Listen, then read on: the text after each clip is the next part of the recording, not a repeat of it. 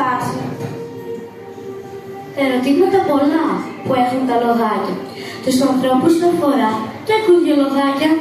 Σκέφτηκες ποτέ ποιανού είναι το περιβάλλον?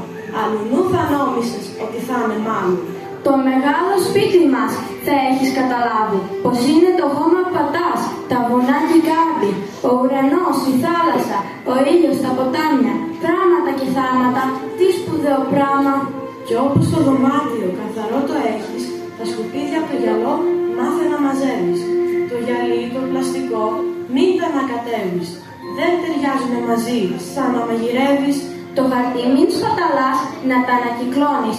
Έτσι τα δεντράκια μας μόναχα τα σώνεις. Δες λίγο ανθρώπινα με το δικό μας βλέμμα, αποκτήσαμε μιλιά για δικό σου θέμα. Φρόντισε το σπίτι μας, γιατί είναι κρίμα να χαλάσει οριστικά το καλό μας κλίμα.